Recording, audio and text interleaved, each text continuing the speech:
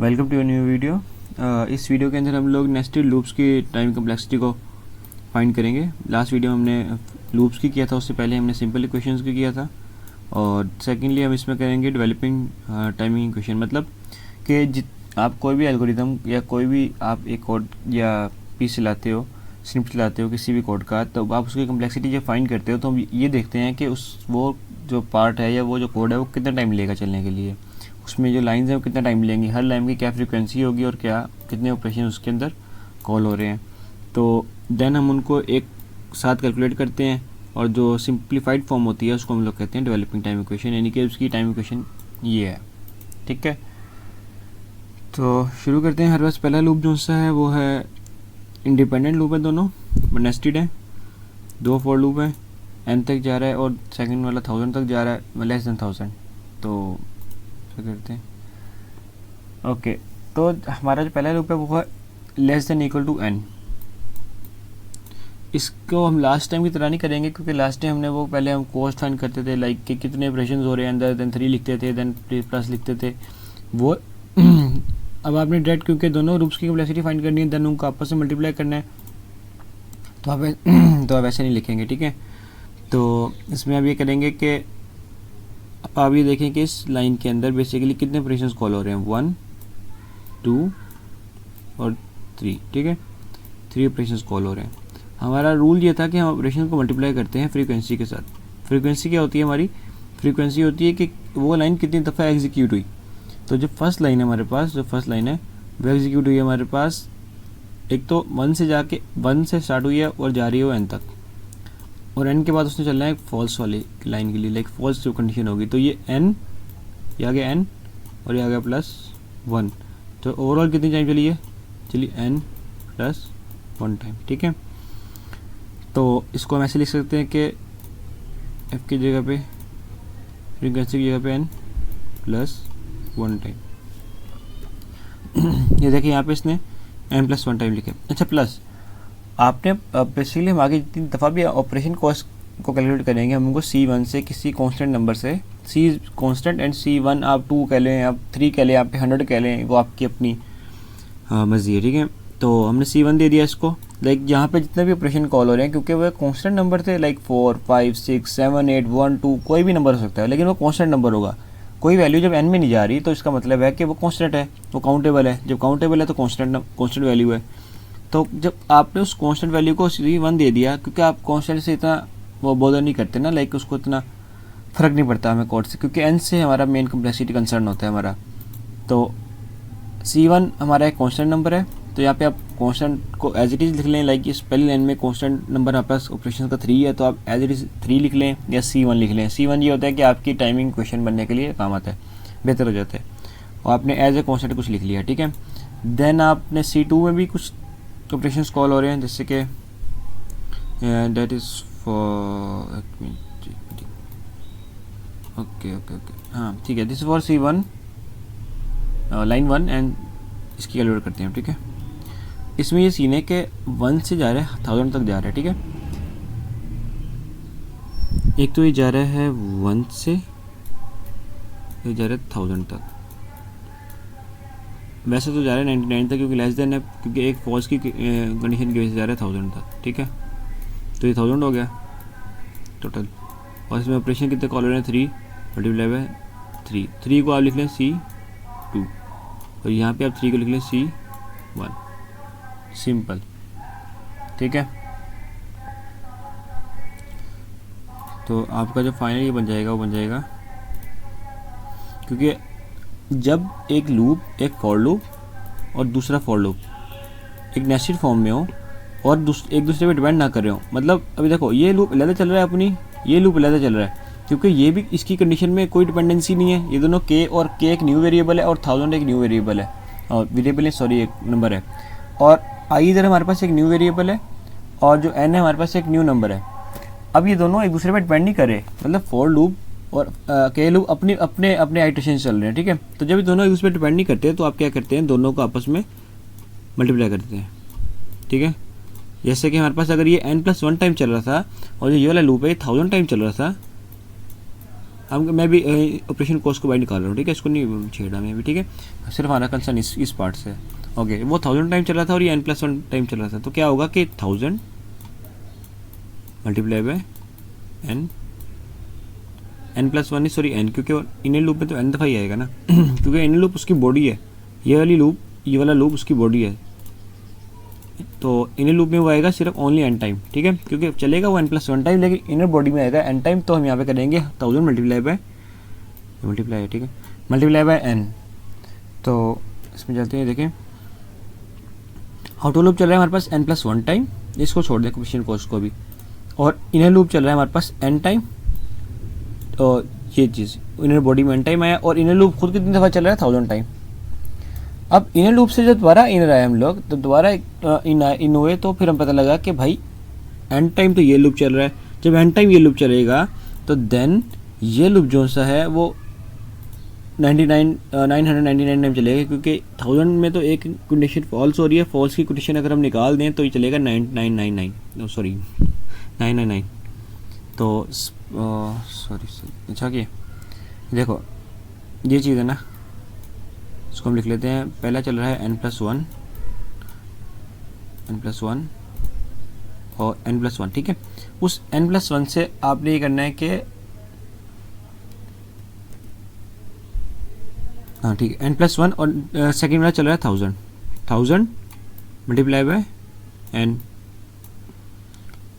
ये वाला +1 यहाँ ख़त्म हो गया क्योंकि ये +1 फॉल्स का था, और इस 1000 के अंदर भी एक 999 है और एक फॉल्स है, प्लस एक फॉल्स है, ठीक है, अगर हम फॉल्स को निकाल दें यहाँ पे भी, और जब इसकी इनर बॉडी में जाएगा ये, तो 1 टाइम लेस टाइम चलेगा, तो ये चलेगा 999 डिवाइड बाय n, पहली line, this one is second line, this one is for third line, clear है, सॉरी ये आ गया, ओके, तो ये देखें n+1 time, n1000 time, n99 time, ठीक है, और ये चीज़ है ना हमारी ऑपरेशन है, पहली लाइन में 3 ऑपरेशन कॉलर थे, वो 3 एक कांस्टेंट नंबर था, तो उसने क्या किया 3 की जगह पे एक C1 लिख दिया, और यहाँ पे भी एक कांस्टेंट नंबर 3 ऑपरेशन कॉल हो रहे थे, और उसने क्या किया C2 लिख दिया, और यहाँ पर क्या हो रहा था कि 2 ऑपरेशन कॉल हो रहे थे, एक की मल्टीप्लाई वाला देन असाइनिंग वाला, तो 2 ऑपरेशन एक कांस्टेंट नंबर है, तो जस्ट हाँ 2 ही है यहाँ पे, और उसको उसने लिख दिया कि C3 as a constant number, ठीक है। अब उसने बनाया डेवलपिंग टाइम इक्वेशन, इसको उसने कैसे क्या, देखें TN होता है, हम इसके लिए यूज़ करते हैं टाइम इक्वेशन के लिए आगे, क्योंकि ये हमारा कंप्लीट ON नहीं है, ON होता है कि हमारा कंसर्न नहीं सिर्फ N से है, जो हमारा बिगेस्ट N है ना, जो कोड के ऊपर हमारा लाइक कोड को वेरी करता है, उसकी कम्प्लेक्सिटीज़ में वेरी करता है, आप वो लिखो, लेकिन हम टाइम कम्प्लेक्सिटी जब काउंट कर रहे होते हैं, यानी कि टाइम इक्वेशन बना रहे होते हैं, तो हम हर छोटी चीज़ को कॉन्स्टेंट को भी काउंट कर रहे होते हैं जब ON को काउंट करते हैं ना, ON होता है बिगो होता है कि आपकी टाइम कम्प्लेक्सिटी क्या है इस कोड की ना, तब हम कॉन्स्टेंट्स को इग्नोर कर देते हैं, हम सिर्फ देखते हैं कि हमारा N से क्या कंसर्न है, लेकिन जब हम डेवलप कर रहे होते हैं अपने टाइम इक्वेशन, देन आप अपने कॉन्स्टेंट्स से भी उतना ही काउंट करते हैं जितना बाकी लाइक N को वगैरह को काउंट करते हैं या लॉग N को काउंट करते हैं, तो आप कॉन्स्टेंट को भी काउंट करेंगे। स्टिल आप इसमें भी कर रहे हैं कि C1 आ गया हमारे पास ये चीज़, प्लस C2 आ गया हमारे पास ये चीज़, C3 आ गया हमारे पास ये चीज़, ठीक है। अब इसमें सब में एक चीज़ कॉमन थी, N जो से है वो मल्टीप्लाई हो रहा था, तो उसने क्या किया N उसने कॉमन ले लिया, और इधर एक कॉन्स्टेंट बच गया हमारे पास। अब अगर आप ये देखो कि इस पूरी इक्वेशन के अंदर C1 एक कॉन्स्टेंट नंबर है, 1000 एक कॉन्स्टेंट नंबर है, C2 एक कॉन्स्टेंट नंबर है, प्लस 999 एक कॉन्स्टेंट नंबर है, और प्लस C3 एक कॉन्स्टेंट नंबर है। सपोज करो हम C1, C2 और C3 को कोई वैल्यू दे दें, अगर हम C1, C3 को कोई वैल्यू दे दें, देन फिर भी अगर इनका ओवरऑल कॉन्स्टेंट नंबर कोई सपोज करें आ जाए हमारे पास 10,000, या फिर आ जाए हमारे पास 1 लाख आ जाए, लेकिन 1 लाख स्टिल एक कांस्टेंट नंबर है अपनी जगह के ऊपर, तो उसने क्या किया उस पूरे कांस्टेंट की जगह पे उसने लिख दिया C10, ठीक है। ये C10 ऐसे आया कि इस पूरे क्वेश्चन को सॉल्व करके, क्योंकि इस सारे कांस्टेंट है, जब आप सारे कांस्टेंट्स को प्लस माइनस करोगे या मल्टीप्लाई करोगे, देन वो एक कांस्टेंट नंबर ही बनेगा ना आपके पास, यानी आपके पास 5-10 नंबर्स हैं, आप उनको मल्टीप्लाई कर लो, डिवाइड कर लो, जो मर्जी कर लो, कराकर आपके पास एक कांस्टेंट नंबर बन जाएगा। वो जो कांस्टेंट नंबर आपके पास बनेगा, वो उसको आप एक कांस्टेंट C से डिक्लेयर कर सकते हो कि भाई C10 हमारे पास वो कांस्टेंट नंबर है जो इस कैलकुलेशन के नतीजे में हमारे पास आया था, और ये C1 हमारे पास आ गया। तो आप बस इनके ना बेसिकली आप इनके C1 C2 से ज़्यादा वो नहीं करिएगा, लेकिन ये तो जस्ट हमने खुद नाम दिया है। आप इनको अगर चाहें तो कॉन्स्टेंट भी दे दें एज इट इज़, लेकिन आप C10 दे लें, किसी को नाम C20 दे लें, तो जो आपको बेहतर लगे, जैसे इजी लगे, आपने सिर्फ सिंप्लीफाई करना है उसको। ये इसकी मोस्ट सिंप्लीफाइड फॉर्म Tn की आ गई है हमारी, डेवलप इक्वेशन है हमारी टाइमिंग की, ठीक है। तो नेक्स्ट लूप चलते हैं। हमारे पास जो नेक्स्ट लूप है वो भी इंडिपेंडेंट लूप है, क्योंकि आई अपने लिए चल रहा है और के अपने लिए चल रहा है, दोनों दूसरे पे डिपेंड नहीं कर रहे। तो जो हमारा पहला लूप है वो चल रहा है, इसको मैंने हाँ कॉपी नहीं किया था, सॉरी, नहीं इसको मैं कहता हूँ, इसको कॉपी लेते हैं।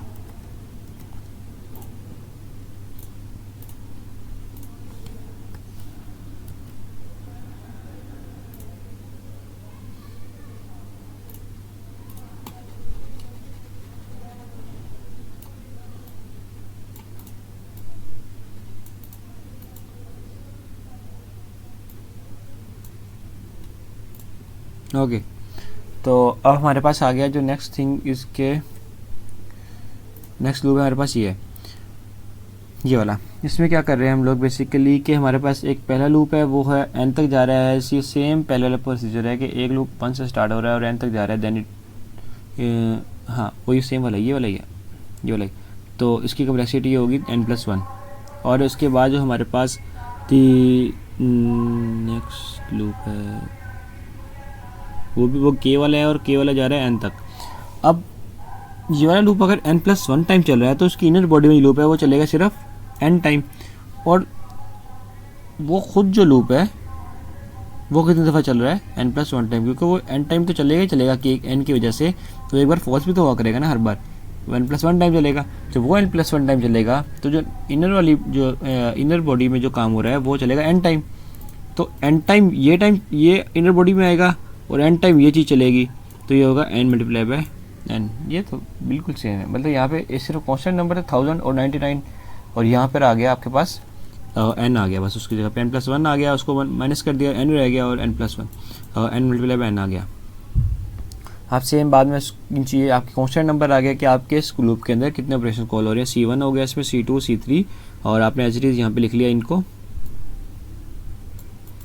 और देन आपने ये काम कर लिया। देखें इसमें C2 में भी n² में जा रहा था और C3 में भी n² में जा रहा था, उसने क्या किया, इन दोनों में से n² कॉमन ले लिया, और देन C2 और C3 इधर आ गया, और देन आपके जो रिमेनिंग रह गए इधर आ गए। ये मोस्ट सिंप्लीफाइड फॉर्म है, इससे ज़्यादा सिंप्लीफाई नहीं कर सकते आप इसको। और अगर हम इसको ON में जाके सिंप्लीफाई करना स्टार्ट करेंगे ना, देन ये सारी चीज़ें खत्म हो जाएंगी, ये सब इग्नोर कर दिया जाएगा, देन हमारा कंसर्न सिर्फ इससे होगा। लेकिन फॉर नाउ हम एक टाइमिंग इक्वेशन बना रहे हैं, तो हमें कॉन्स्टेंट्स को इग्नोर नहीं कर सकते हम लोग, ठीक है। कॉन्स्टेंट हमें एज इट इज़ साथ लेके चलने पड़ेंगे।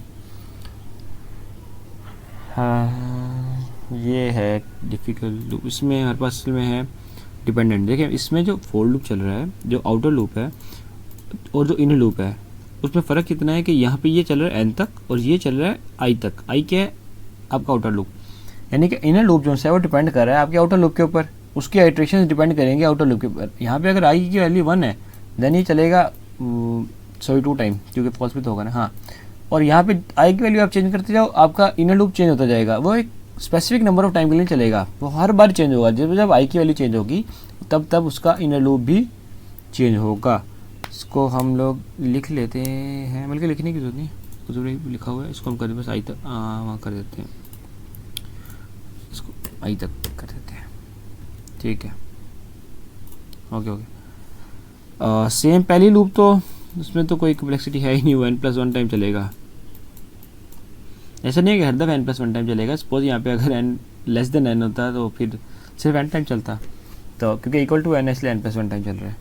ओके पहला लूप आ गया हमारे पास n+1 टाइम।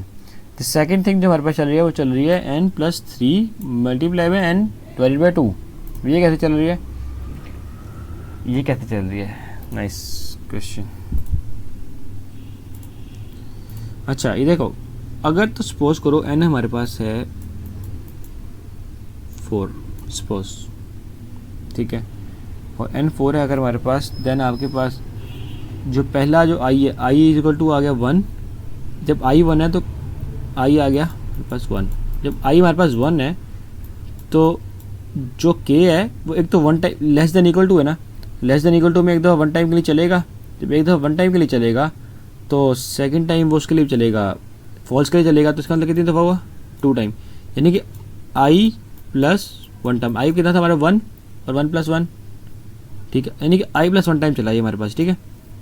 और नेक्स्ट आइटरेशन में आई हमारे पास हो गया 2, जब आई 2 हो गया हमारे पास देन वो चलेगा कितनी दफ़ा हमारे पास ये वाला लूप, आई 2 हुआ तो एक दफ़ा इक्वल टू के लिए चलेगा और देन द सेकंड टाइम में किसके लिए चलेगा, यानी एक दफ़ा लेस देन फिर इक्वल टू फिर देन फॉल्स, यानी 3 टाइम, यानी यहाँ पे भी आई प्लस 1 हुआ आपके पास, ठीक है। और इसके बाद 3 हुआ, फिर 4 हुआ, फिर 5 हुआ, 5 तो था ना हमारे पास, 4 था सॉरी बस। जब 3 होगा तब भी हमारे पास कोई फॉल्स के लिए चलेगा, देन 4 टाइम चलेगा, तब भी आई प्लस 1 हो गया। जब 4 हुआ तब 5 के लिए चलेगा, 5 टाइम चलेगा, तब भी आई प्लस 1 हुआ। तो जितनी दफ़ा 5 टाइम प्लस हुआ एक दफ़ा ज़्यादा चला हमारे पास, यानी आई की जो वैल्यू थी उससे हमारा एक दफ़ा ज़्यादा चला। तो आई की वैल्यू हमारे पास फ़र्ज़ करो अगर एन थी जाकर एट दी एंड हमारे पास, क्योंकि यहाँ पे एन है ना, आई इज़ जब एन के इक्वल चला गया आई, तो जब यहाँ पे आ गया n, I is equal to आ गया एन, तो ऑब्वियसली जो आपका ये वाला लूप है चलेगा एन प्लस 1 टाइम, ठीक है। तो ये आ गया। अच्छा एक बार इसको और सिंप्लीफाई कर लेते हैं एक बार हम, ये इतना तो ठीक है, ठीक है, ये चीज़ हम हटा देते हैं अभी क्योंकि यहाँ पे हम लिख रहे हैं। तो अब आपने इसकी इनर लूप की कॉम्प्लेक्सिटी चेक करनी होती है, क्योंकि आपका नंबर वेरी आ रहे हैं, नंबर वेरी है, 1 से स्टार्ट नहीं हो रहा और नंबर्स चेंज हो रहे हैं बार बार ना, डिपेंड कर रहे हैं। तो आप क्या करते हो कि आप अरिथमेटिक इक्वेशन बनाते हो, अरिथमेटिक सम से आप उसकी वो काउंट करते हो कितनी दफ़ा ये लाइन ये नंबर चलेंगे। तो हमारे पास जो पहला नंबर था यहाँ से शुरू हो रहा है, तो पहला नंबर था हमारे पास 2 था, प्लस 3 था, प्लस 4 था, प्लस 5 था, और एंड वाला नंबर था हमारे पास n प्लस 1, ये वाला, वो ये कहाँ गया, आई हमारे पास अगर n था तो n प्लस 1 टाइम चलेगा, ठीक है, क्योंकि हमेशा एक दफ़ा ज़्यादा चल रहा था, ठीक है। अच्छा इससे अगर हम पीछे आ जाएँ वापस तो ये चलेगा n टाइम और ये चलेगा n माइनस 1 टाइम, ठीक है। तो ये हमारे पास एक अरिथमेटिक लाइन क्वेश्चन बन गया। इसको हम सम करेंगे तो हम उसमें हम क्या करते हैं कि फर्स्ट और लास्ट इसको प्लस करते हैं, यानी कि 2 प्लस n प्लस 1, यानी n प्लस 1 प्लस 2, और जो इनका हाफ है, क्योंकि हाफ टाइम आप इधर से आप एक गैदर इधर से करो, एक गैदर इधर से करो, एक गैदर इधर से करो, फिर इधर से पकड़ो, इधर से करो, इधर से करो। तो आप अगर एक लाइन में दोनों तरफ से लोगे तो आपका जो टोटल जो आपकी पिकअप होगा वो n/2 टाइम होगा। लाइक आपके पास 10 की क्वेश्चन है, आपने एक सिंगल टाइम के अंदर 1 भी उठाया, 10 भी उठाया, देन नेक्स्ट टाइम आपने 2 भी उठाया, 9 भी उठाया, देन नेक्स्ट टाइम आपने 3 भी उठाया, 8 भी उठाया। तो आप एक सिंगल टाइम में दो ऑप्शन चूज़ कर रहे हो ना। जब आप 10 नंबर्स में से सिंगल टाइम में दो ऑप्शन चूज़ करोगे तो आपके पास 5 ऑप्शन होगी टोटल, कि आप 5 टाइम चूज़ कर सकते हो उसको, 5 टाइम बाद ख़त्म हो जाएगा वो, तो टोटल चलेगा n/2 टाइम। तो सेम एज इट इज़ यहाँ पे हो रहा है, देखो n/2 टाइम, सॉरी हाँ, तो ये मल्टीप्लाई होगा आपके n/2 टाइम से, ये n प्लस 1 प्लस 2 कर लो तो n प्लस 3 आ जाता है यहाँ पे, और ये आ गया n/2 टाइम। हमेशा इस तरह क्यों जाता है भाई, ये देखो n plus 3 multiply by n/2 time, यानी कि जो ये वाली लाइन है हमारे पास ये चल रही है n प्लस 3 और मल्टीप्लाई बाय n/2 टाइम। तो क्योंकि अब ठीक है, और जो लास्ट वाली हमारे पास लाइन है वो चलेगी हमारे पास एक बार 1 टाइम चलती है, वो है कि ये वाला इसमें है, वो चलेगी n plus 1 multiply by n/2 time, क्योंकि उसमें से एक दफ़ा कम चला होता है। जैसे हमारे पास अगर ये लूप था तो उसमें हमारे पास ये चीज़ थी, अगर n ये वाली चीज़ थी, ठीक है। अगर हम यहाँ से इस ख़त्म कर दें, क्योंकि पहली एक दफ़ा लेस चलेगा ना, वो ये चीज़ ख़त्म कर दो, लेस चलेगा एक दफ़ा वो, देन आपके पास रह जाएगा सिर्फ n plus 1 multiply by n/2, ठीक है। और ये सेम चीज़ हमारे पास इधर पड़ी हुई है, ये इधर बढ़ी हुई, ठीक है। n+1 टाइम ये चलेगा, n+3 टाइम ये चलेगा और n+1 टाइम मल्टीप्लाई ये चलेगा। आपको इसमें भी इसने भी दिखाया होगा, ये देखें। अगर हमने सपोज किया हमारे पास n जो है 4 है, देन हमारे पास i जब 1 होगा तो जो लाइन नंबर 2 है, लाइन नंबर 2 ये चीज़ लाइन नंबर 2 है वो एग्जीक्यूट होगी 2 टाइम्स, क्योंकि एक दफ़ा तो वो कंडीशन होगी ना, ट्रू होगी कि हाँ 1 है, k is less than equal to 1 है ही है, क्योंकि k भी 1 है और i भी 1 है। देन नेक्स्ट टाइम फॉल्स के लिए चेक होगा वो, ठीक है, तो 2 टाइम हो गया।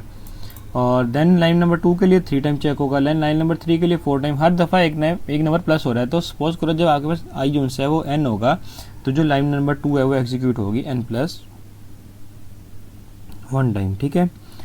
तो अब इसको ऐड करने के लिए हम लोग अरिथमेटिक सीरीज लगाते हैं। वो है कि 2 प्लस हमारे पास जितने नंबर जो काउंट नंबर आ रहा है हमारे पास 2 3 4 5 n+1, हम उनको एक लाइन में लिख लेते हैं, एक सीरीज़ के अंदर लिख लिया हमने। और हमने एक फर्स्ट चूज़ किया और एक लास्ट चूज़ किया, देन 3 चूज़ किया और एक लास्ट चूज़ किया, देन 4 चूज़ किया और एक लास्ट चूज़ किया। तो जब ये हमने चूज़ किया तो ये n+1 और 2, तो ये आ गया n+3 और टोटल ये नंबर फिर बीच में रह जाएंगे n/2। देन ओवरऑल ये बन गया n² + 3n/2, क्योंकि n मल्टीप्लाई हो गया n से और ये इधर से n मल्टीप्लाई 3 से, 3n और n² और ओवरऑल से डिवाइड करें 2 से, तो ये आपके पास ये क्वेश्चन बन गई। और then constant as it is हमारे पास चल रहे हैं, ये C1 पहली लाइन के लिए, C2 C3 तीसरी लाइन के लिए, और यहाँ पर आ जाएगा C1 ये पहली लाइन के साथ मल्टीप्लाई हो रहा है, C2 दूसरी लाइन के साथ मल्टीप्लाई हो रहा है, ये दूसरी लाइन की कैपेसिटी, और C3 तीसरी लाइन के मल्टीप्लाई हो रहा है। और आपका एज इट इज़ आ गया। इसमें से इन्होंने क्या किया कि ये C10 और ये C11 कॉमन ले लिया आपके पास। इसमें भी n² था हमारे पास, इसमें भी n² था उसने हमारे पास, ठीक है। तो ये चीज़ ये बस अब इसकी सिंप्लीफाइड फॉर्म है ये। इसके बाद कोई है लोग हमारे पास, हाँ ये देखें ना, उसने यहाँ पे ऑपरेशन कॉस्ट भी लिखी हुई है। यहाँ पे उसने लिखा है कि C1 C2 C3, यहाँ पे उसने लिखा है 3 3 सेम लूप है, और ये 2 सेम लूप के लिए इसने यहाँ पे ऑपरेशन कॉस्ट लिख दी है। आप इसको एच डी उठा के मल्टीप्लाई कर लें, देन आप उसको सॉल्व कर लें। देन अब यहाँ पे कोई भी नंबर लिख सकते हैं। भी हम सपोज करो यहाँ पे कैलकुलेट करने के बाद नंबर है 6, तो आप 6 लिखो एच डी। बट उसने क्या किया कि इस चीज़ को सॉल्व किया उसने, और इस चीज़ को सॉल्व करने के बाद उसके बाद जो सोल्यूशन बना, ये सिंपल मैथमेटिकल सोल्यूशंस हैं जो आप इसको लाइक सॉल्व करो तो आपके पास सिंपल जो सिंप्लीफाइड फॉर्म बनती है उसकी ये बनती है। तो थैंक यू।